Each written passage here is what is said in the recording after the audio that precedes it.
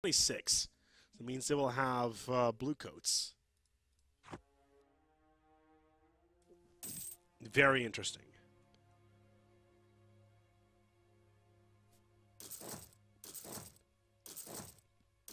While the world is burning, the Dutch and the French are trying to recuperate their troops as much as possible.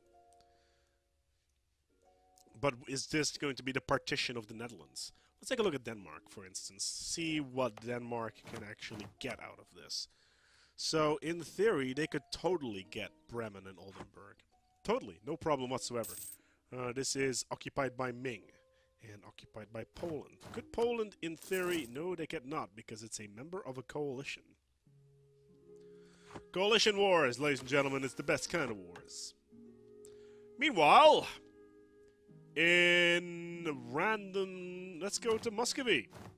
What is Muscovy doing? They're also in this war with Egypt, and Egypt trying to take as much territory as they possibly can. They got about 100,000 troops here, but they are pretty much stuck at the isthmus, which is a really good way of dealing with this sort of thing. Trying to take as much territory in Asia Minor as possible and block in the isthmus, and he's done exactly that. Well, that's an interesting name here for this territory. But yeah, Constantinople, pretty much a bottleneck here, with 52,000, 44,000 troops pretty much holding the line, while the rest of the Egyptian troops are sieging everything down.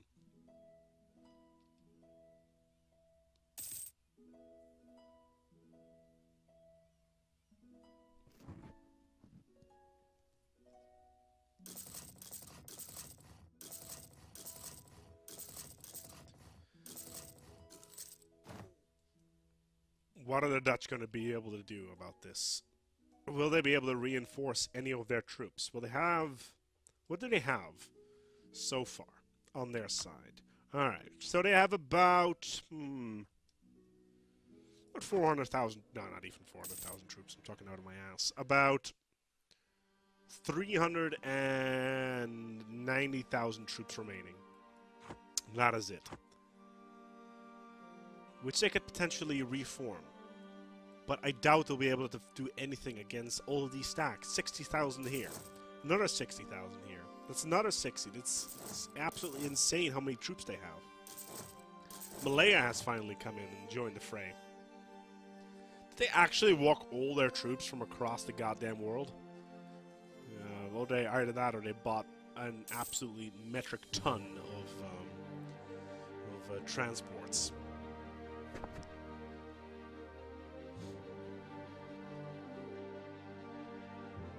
Rectorino, indeed.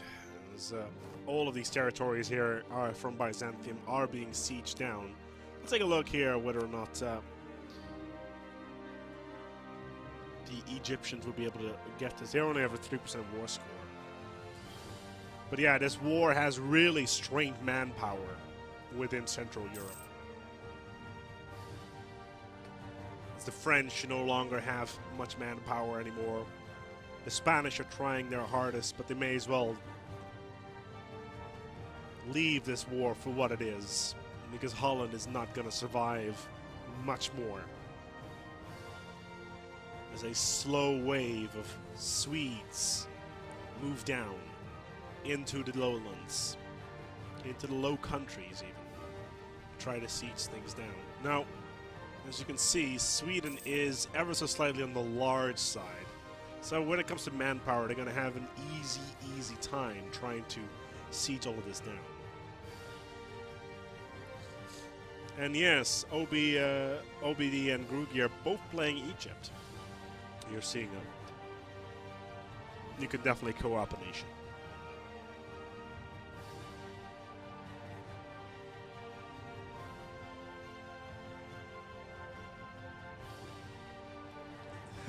My demands are Anatolia. I find this reasonable.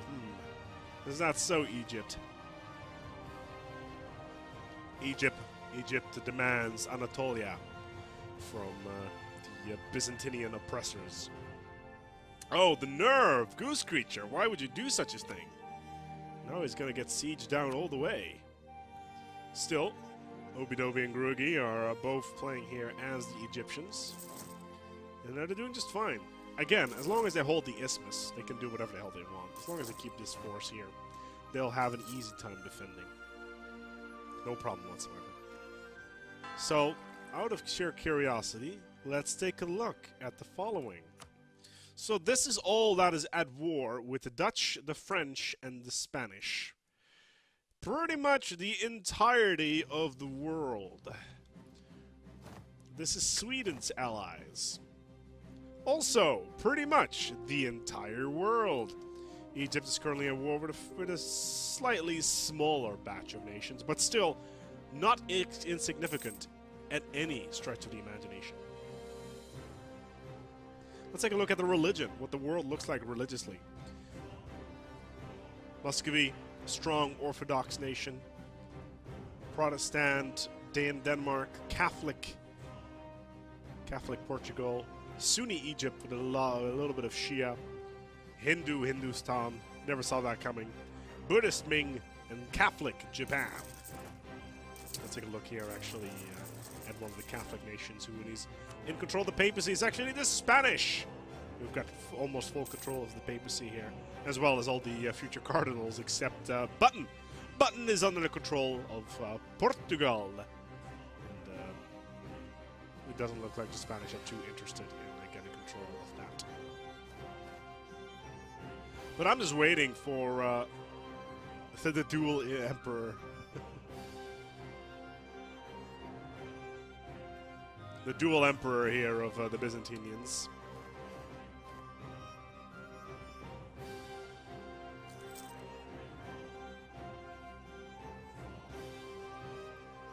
Very interesting. Let's take a look at the Holy Roman Empire, actually. The Holy Roman Empire has exactly 8 princes and 4 electors. The emperor is Byzantium, and yeah.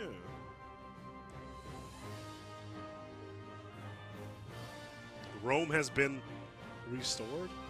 Oh my god, no it's not. Naples has been released. We actually have a free Naples. What a curious development. Let's take a look, shall we? Yeah. No, well, people saying that Rome has been restored, but all I see is reformed Rome. Powered by Venetians. If you go to Naples, yeah. I'm not gonna lie, but, yeah. Are they like a vassal nation or something? Or what's going on here? Yeah, not really. They're just reformed Kingdom of Naples. Nothing really special.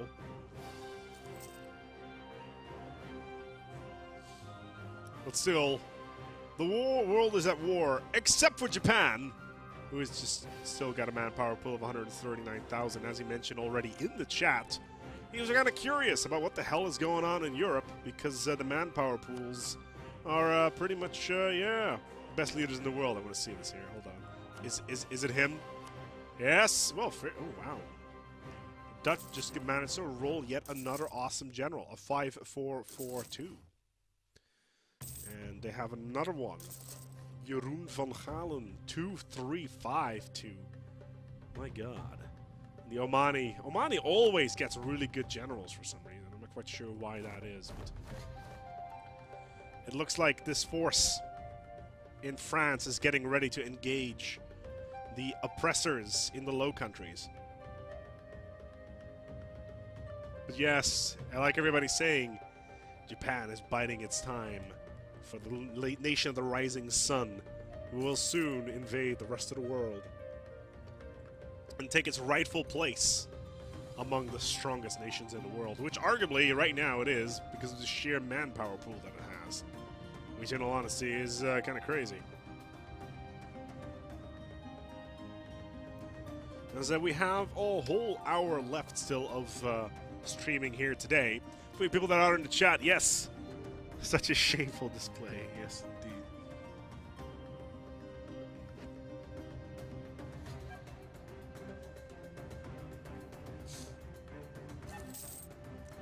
As the front is slowly descending upon France, as all of the French slash Dutch slash Austrian slash Spanish troops are on standby, ready to move in.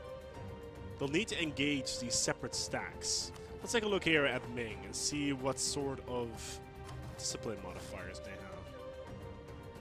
The discipline is 120%. That's within expectations. The French, 120%. The Dutch, 105%. Not optimal.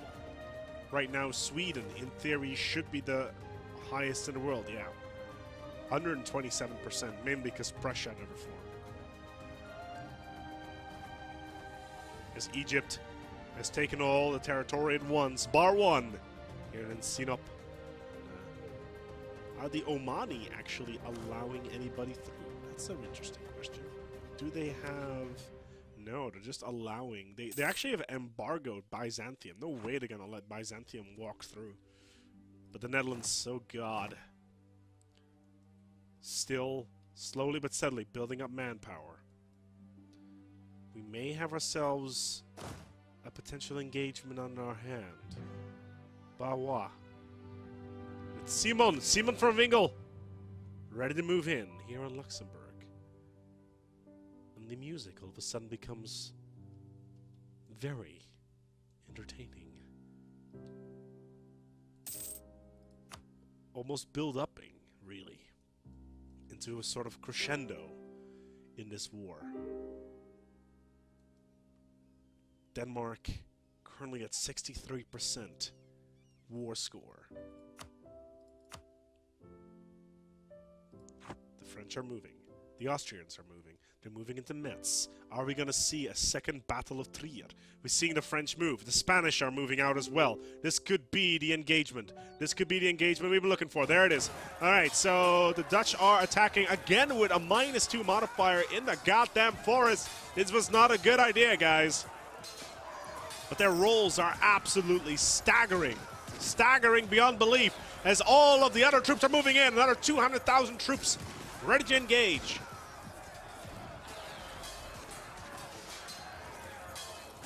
$300,000 coalition troops. Almost more than half a million men losing their souls over the fields of Luxembourg. The forests of Luxembourg, even.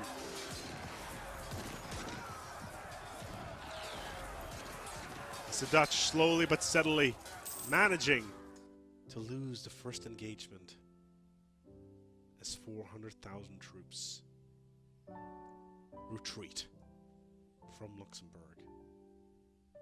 This is probably the end of this war for the Dutch side, as they all retreating back to Ile-de-France, Anjou, or Languedoc, whereas the Dutch shake their heads as the war for Oldenburg and Bremen comes to an end. The horizon seems dark, as so does the future, as this coalition of the Western nations can no longer stand for the onslaught that is the rest of the world. And my God, am I being too poetic? I'm feeling a little bit, you know, bullshitty there.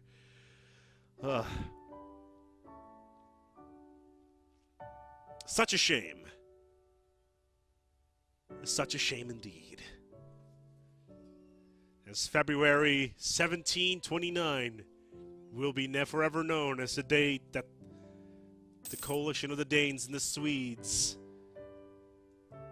were victorious over the last stand of the French and the Dutch. I think it's the music that's doing it, really. It's kind of inspiring me to have these kind of go quietly in the night sort of, you know, conversations slash speeches, you know. It's kind of difficult to not be inspired by some of these. So, yeah. So, Byzantium, oh, there we go. So, Egypt is pretty much sitting on the other side of the isthmus and saying to Byzantium, you know, we could look at each other for the rest of the game. You got 140,000 troops, I got 100,000 troops. Good luck crossing. I got all the territories sieged down, and you do not. And the war score is currently definitely in favor for the Egyptians. And Byzantium is going to have some serious